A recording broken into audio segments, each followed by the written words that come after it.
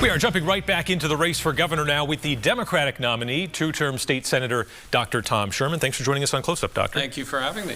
Always a pleasure to be here. There's a lot you'd like to get done if you're elected governor. I think one of the plans you've been discussing lately involves incentivizing childcare to get more parents back into the workforce. But obviously the economy right now nationally is heading into a recession.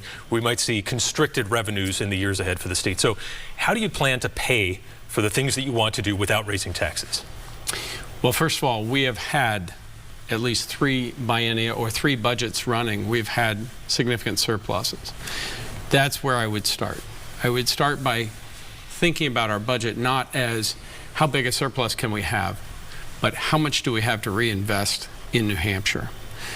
Remember that when you think about investments, that has a return. So if we're talking about a workforce that has a 2% unemployment, but has over 15,000 job openings, we're missing a huge potential in New Hampshire.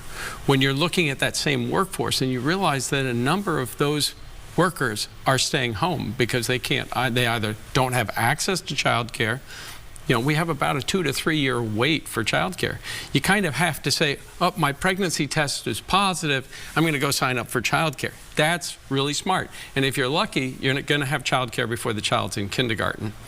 So we need to change that. We need to recognize that that investment is going to have a return. When you start being able to fill that workforce, then you increase the productivity of the state. Whether or not there's a national recession, in New Hampshire we know there's a huge untapped productivity left to be tapped, and a lot of that is workforce related. An issue that doesn't get a lot of attention in Concord, but certainly is the talk of any community that's afflicted by crime, is this sort of 4-year experiment we've been going through with bail reform. In September, we had a case here in Manchester of a man named Daniel Whitmore, an older man out for a walk, and he was stabbed to death by an individual who was out on bail on multiple charges, including an attempted stabbing. This isn't even the first bail reform connected homicide in Manchester. So the question is this: how many more of these tragic situations need to happen before the legislature changes something? Well, remember, the legislature has 2 houses. We actually passed, and through the Senate, we passed a bill that would have said, no, we are, under no circumstances are violent criminals allowed out on bail. They have to be, it has to be a different review program. That died in the House. So do I support rebalancing bail reform? Absolutely. Do I support protecting people from violent criminals? I always have. I've actually been a very close friend of all of my chiefs in my district. I have 11 towns. I worked very closely with Stratham's chief to make sure they got national accreditation. I was part of that process. I've worked with the chiefs to see if they can get body cams. And in fact, we wanted to fully fund body cams throughout the state, but the Republican Senate cut that down by 1/3. So we can do more to support our police, but most importantly, when we do any of these, we have to remember we're supporting the people of New Hampshire and keeping them safe. You voted to roll back bail reform in the Senate. As you noted, the House, the opposition to change is bipartisan, but it's largely the Democrats there who are opposed to making any changes. One of the arguments that I hear covering this story is, well, we don't have enough data from the courts, and, well, people just need to get used to this new reality of people not necessarily going to jail after they commit crimes. Does that sound like a solution to you? No, I think the solution is that we have to recognize whenever we do bail reform, we have to make sure that the system will support it. And that was the problem. The system didn't support, with adequate scrutiny, who was being released and who wasn't. Does that mean we have to go back somewhat and make sure absolutely that violent criminals aren't released? Yes. If we can fully support that system, so that under the recommendations coming out of the LEAC Commission, which was the commission that was set up to actually look at reforms, that system has to fully support it. Bottom line is the people of New Hampshire have to be safe.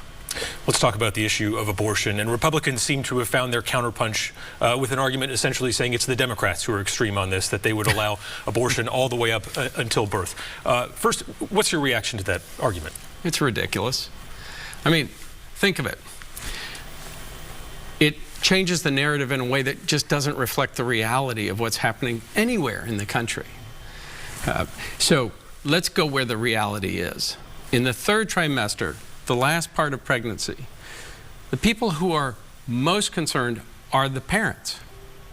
They are concerned about the well-being of the fetus, especially when there's a critical clinical situation that occurs.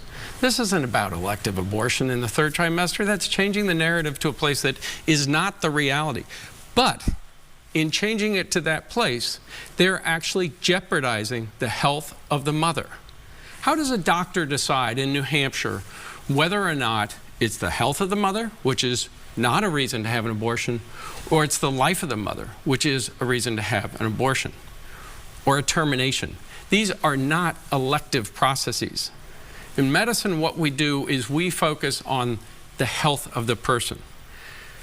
So if that doctor makes the wrong decision because Sununu's abortion ban has put a felony threat on that decision, the mother could die because the doctor won't have all of the tools at their disposal to protect the mother. And the other point, I did a panel this week up in Hanover that was really revealing to me. I thought, well, you know, the Sununu abortion ban criminalizing appropriate medical care in the third trimester is actually going to hurt Dartmouth's maternal fetal medicine program. There's 7 doctors, 4 are looking at retirement. Can you imagine trying to recruit doctors to come into a place where appropriate care could result in a felony conviction? That's nowhere anybody's going to go. Well, what I found out, though, is that it doesn't just threaten that program.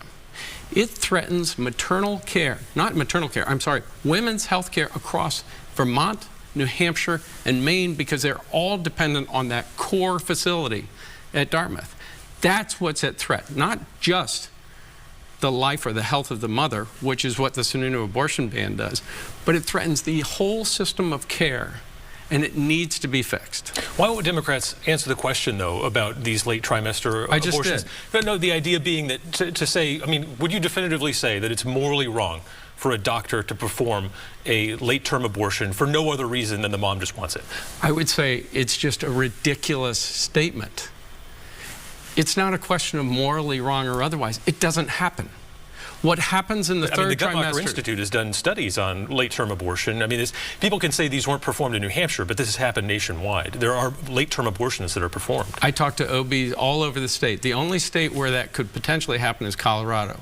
I'm focused on New Hampshire. This is where we live.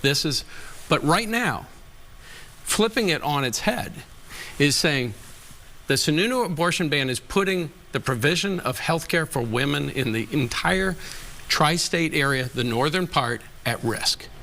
There's only 2 maternal fetal medicine doctors in the southern part of New Hampshire at the Elliott. That is at risk. All of this is at risk. What are women in New Hampshire going to do now that Sununu has criminalized appropriate medical care in the name of something that doesn't even exist in the state of New Hampshire?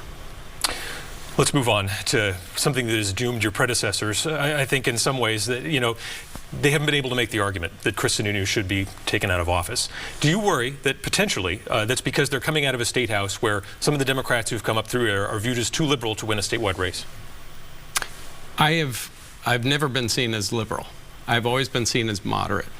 That's why I've won repeatedly in a Republican district. My district was gerrymandered for Nancy Stiles. The reason people keep voting for me in my district, which is designed for Republicans, is because they know my focus is on them. That's the way I'm going to beat Chris Sununu. When the people of New Hampshire know that they've got somebody who really understands that he has driven up their monthly costs to a point where they may not be able to afford them, that people are seeing rise in their rent up 25% under Sununu. They're seeing a doubling of their energy costs under Sununu. I get that that means they're having trouble making their monthly bills. And that's all been while Sununu has been in charge. I understand that. My focus is completely on them. It's not politics. For me, it's people. It's about the people of New Hampshire. For him, it's politics first. The last time you were on the program, we talked a lot about green energy, and obviously people are going to really be feeling the cost of the increased cost of energy this winter.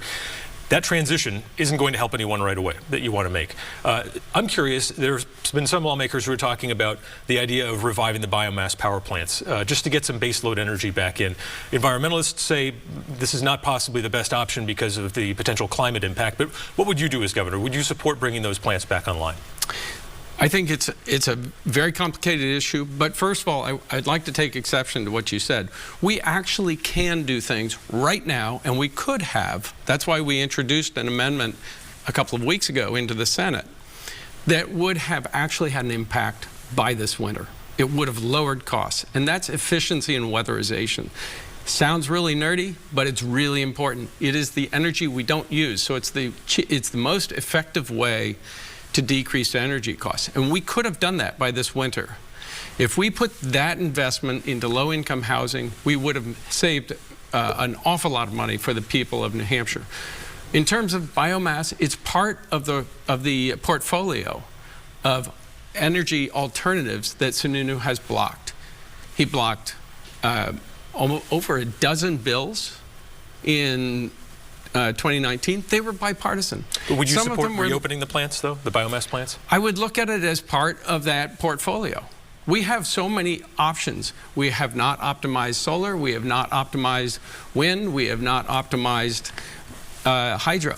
So when we look at energy alternatives, we have to look system-wide and figure out what works best for New Hampshire. But we clearly have a number of options that Sununu has blocked, and Granite Staters are paying for it right now. All right, Dr. Tom Sherman, thanks for joining us on Close Up. Thank you very much.